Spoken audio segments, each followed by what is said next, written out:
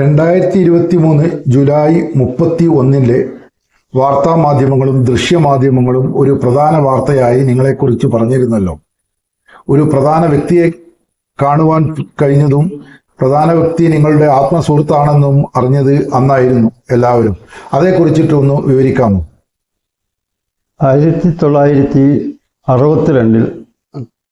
SLC പാസ്സായതിനു ശേഷം Brennen കോളേജിൽ യൂണിവേഴ്സിറ്റിയിൽ ചേർന്നപ്പോൾ ഒരേ ബെഞ്ചിൽ അടുത്തടുത്ത് ഇരുന്ന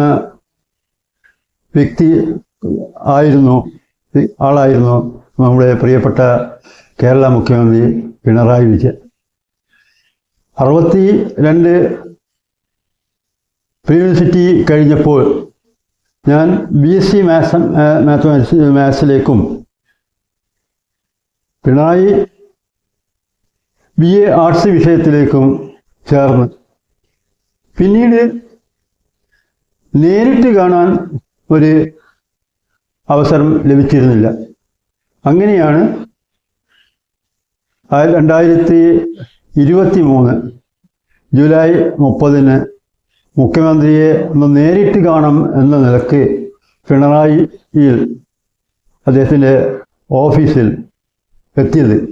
കൂടെ ചുക്ലി ഗ്രാമപഞ്ചായത്ത് വൈസ് പ്രസിഡന്റ് MO ചന്ദ്രൻ, VK കാലി, K അബ്ദുൽ നസീർ, വീട്ടിനടുത്തുള്ള ജിതേഷ്, ഇവരൊക്കെ കൂടെയായിരുന്നു പോയത്. പെട്ടെന്ന് മുഖ്യമന്ത്രിക്ക് ഒന്നിച്ച് ഇരുന്ന് ഒരേ ബെഞ്ചിലിരുന്ന് ഒരു കൊല്ലം പഠിച്ച പെട്ടെന്ന് ഓർമ്മ വന്നില്ല. പിന്നീട് കാര്യങ്ങളൊക്കെ വിശദീകരിച്ചപ്പോൾ ഒക്കെ ശരിക്കും മനസ്സിലാവുകയും ആ സൗഹൃദം നല്ല നിലക്ക് പുതുക്കുകയും ചെയ്തു. അതും ഒരു വേറിട്ട അനുഭവമായിരുന്നു. ഒന്നിച്ച് പഠിച്ച ആൾ ഒരേ ബെഞ്ചിലിരുന്ന് പഠിച്ചാൽ മുഖ്യമന്ത്രിയായി അദ്ദേഹത്തെ കാണാൻ കഴിഞ്ഞു എന്നത് വളരെയധികം സന്തോഷം ഉണ്ടായിരുന്നു. കുടുംബ പശ്ചാത്തലം എന്തായിരുന്നു ഒന്ന് പറയാമോ? എൻ്റെ പിതാവ് KP കരിയാണങ്കണ്ടി പുത്തുമ്പരിയിൽ കുഞ്ഞു മുഹമ്മദ് എന്ന ആളായിരുന്നു. മാതാവ് മൊട്ടേമൽ ഖദീഷ എന്നിവരും. ഞാൻ 9ാം ക്ലാസ്സിൽ പഠിക്കുന്ന സമയത്താണ് എൻ്റെ പിതാവ് മരണപ്പെട്ടത്. മാതാവ് കുറെ കൂടി 1992 മാതാവ് മരണപ്പെടുന്നത്. പിതാവ് മരണപ്പെട്ട ശേഷം ഞങ്ങൾ 5 മക്കളായിരുന്നു ഉണ്ടായിരുന്നത്. അതിൽ ഏറ്റവും ഇളയവനാണ് ഞാൻ. മൂത്ത ആൾ അബ്ദുൽ ഖാദർ എന്ന ആൾ, പിന്നീട് എൻ്റെ മൂത്ത സഹോദരി കുഞ്ഞലു, അതിനുശേഷം അബൂബക്കർ എന്ന സഹോദരൻ, പിന്നീട് ആയിഷ എന്ന സഹോദരി, അവസാനമാണ് ഞാൻ. പിതാവിൻ്റെ മരണശേഷമൊക്കെ ഞങ്ങളെ കുടുംബം ഒക്കെ നോക്കി നടന്നിരുന്നത് ഒക്കെ കാര്യങ്ങളൊക്കെ ചെയ്തിരുന്നത് എൻ്റെ മൂത്ത ജ്യേഷ്ഠൻ ആയിരുന്നു.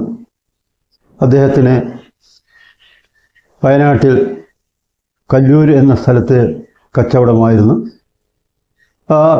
ഒഴിവുകാലത്തൊക്കെ വെക്കേഷനിലൊക്കെ സ്കൂളും ഒക്കെ അവധി ആവുന്ന കാലത്തൊക്കെ ഏപ്രിൽ മെയ് മാസത്തിലൊക്കെ ഞാൻ കല്ലൂർ കച്ചവട സ്ഥാപനത്തിൽ പോകാറുണ്ടായിരുന്നു.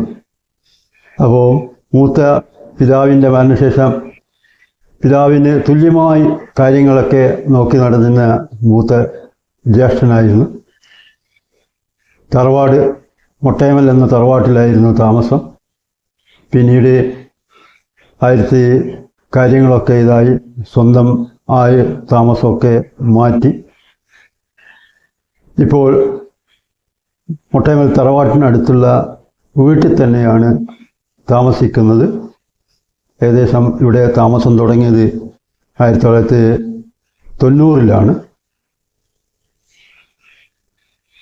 1970 എൻ്റെ വിവാഹം നടക്കുന്നത്. അതിനുശേഷം മക്കളുടെയൊക്കെ എല്ലാ മക്കളുടെയും വിവാഹം ഒക്കെ കഴിഞ്ഞു.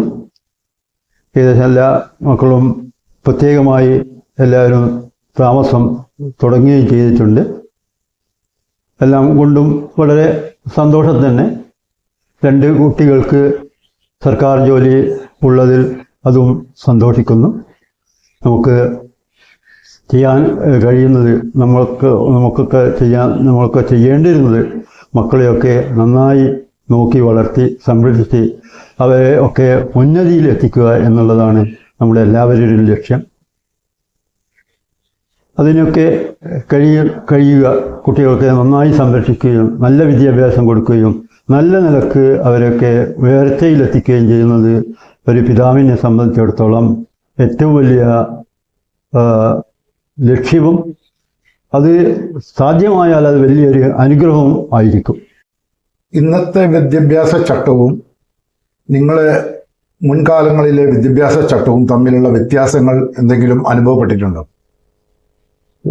ഇന്നത്തെ ഏറ്റവും കുട്ടികൾക്ക് പഴയ കാലത്ത് പഠനം വളരെ ബുദ്ധിമുട്ടുള്ളൊരു കാര്യമായിരുന്നു. കാരണം അത് അന്നൊക്കെ ഏറ്റവും നന്നായി പരീക്ഷയൊക്കെ എഴുതിയ കുട്ടികൾക്ക് പരമാവധി ഒരു 70-75% മാർക്ക് മാത്രമേ ലഭിച്ചിരുന്നുള്ളൂ.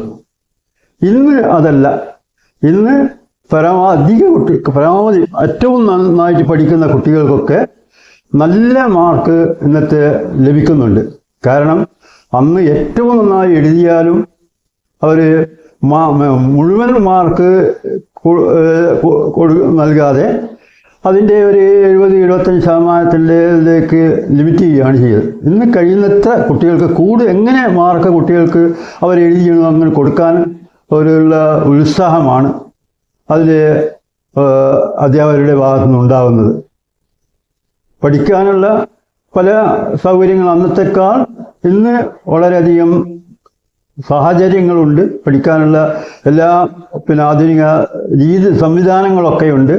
അപ്പോൾ നന്നായി പഠിക്കുന്ന കുട്ടികൾക്ക് ഇന്ന് അതൊക്കെ എളുപ്പത്തിൽ പഠിക്കാനും അതൊക്കെ മനസ്സിലാക്കാനും ഒക്കെ കഴിയും.